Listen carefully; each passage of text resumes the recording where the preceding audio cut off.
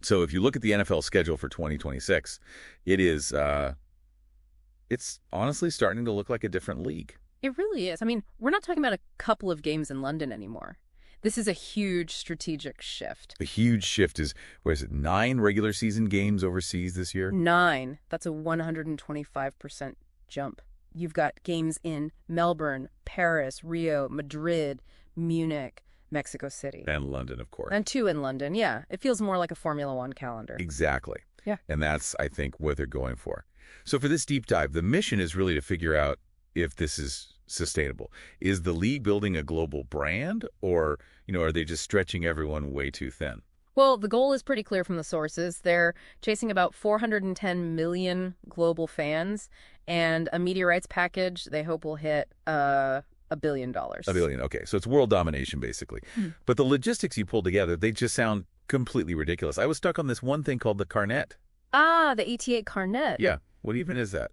It's essentially a passport for cargo, for all the team's gear. Right, but the level of detail is just, it's wild. The Chargers had to itemize everything down to, like, dental floss and shoe dryers. And they have to ship it all out before they've even made final roster cuts. It's a bureaucratic nightmare. I can't even imagine. But look, the paperwork, that's nothing compared to the biological cost. That game you mentioned, the one in Melbourne. Yeah. That's a 16-hour time difference. 16 hours. Yeah. I get jet lag flying from New York to L.A. Yeah. How does a professional athlete prepare for 16? That's the thing. Physiologically, you really can't. Not at all. I mean, the rule of thumb in sleep science is you need about 1 day to adjust for every time zone you cross. So for Melbourne, a team would need to get there more than 2 weeks early to be at 100%. Which is just, it's never going to happen. Never. So what you get is elite athletes playing with completely desynchronized circadian rhythms. And it's not just feeling tired. It's a perfect storm for soft tissue injuries. Because their bodies aren't recovering properly. Exactly. Muscle damage markers are elevated. And frankly, you see it in the quality of the game. Is that why so many of these international games feel so sluggish, a little mediocre? The data says yes. They're often called defensive standoffs, which is just a nice way of saying the offenses are flat and lack sharpness. And the players' union, they're fighting this, right? They are. The NFLPA is demanding buffer days, standardized recovery, and always playing on natural grass to try and mitigate some of this. Okay, so there's huge physical toll. But you also found that the cities back home are paying a price.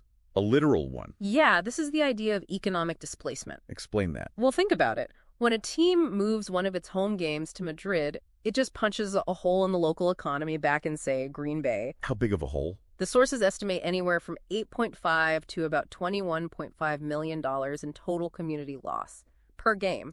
That's tickets, hotels, restaurants, local taxes, all of it.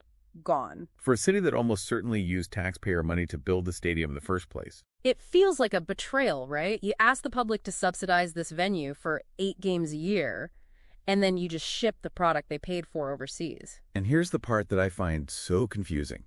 Despite all this, viewership is at an all-time high. I think it was 18.7 million on average. It is. We are definitely watching. So what is it? Are we angry, or are we just tuning in anyway? We're doing both. This is what the research is calling the satisfaction paradox.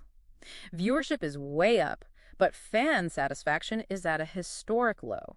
The NFL's score on the American Customer Satisfaction Index, the ACSI, is down to a 66. A 66. Can you give me some context for that? What else is a 66? It's lower than the U.S. Postal Service. It's lower than most internet service providers. Wow. Wait, so you're saying people like the NFL less than they like their cable company? Especially younger fans. For Gen Z, that score drops to a 63. They're all in on gambling and fantasy, but they care less and less about the actual game day experience. They feel alienated. Totally. Those 9:30 a.m. kickoffs, seeing stadiums filled with what they call socialites, they feel priced out and pushed aside. It seems like we're moving from this tribal sport, my city against your city, to just content for Amazon and Peacock. That's the trade. The world is the stadium now, and our domestic cities are just legacy markets. So here's the thought to leave you with. As the NFL plants its flag in every corner of the globe, are they building this massive sustainable empire? Or are they maybe, just maybe, slowly chipping away at the deep emotional loyalty that made the whole thing so valuable to begin with? It's a gamble bigger than any parlay you'll see on a Sunday. Thanks for listening to The Deep Dive. We'll catch you on the next one.